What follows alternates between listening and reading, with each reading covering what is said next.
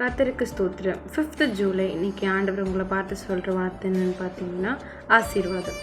நீங்கள் இப்பொழுது இருக்கிறதை பார்க்கிலும் 1000 மடங்கு அதிகமாகும்படி கர்த்தர் உங்களை ஆசீர்வதிப்பாராக. உபாகமம் 3:11 இப்படியாக சொல்லுது.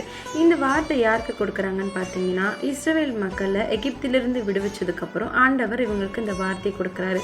நீங்கள் ஜனங்களாக 1000 மடங்கு அதிகமாக்குறது மட்டும் இல்லாமல் நீங்கள் கிருபையினாலும் சமாதானத்தினாலும் அதிகமாக இருக்கணும்னு இந்த வார்த்தையை கொடுத்து ஆசீர்வதிக்கிறாரு.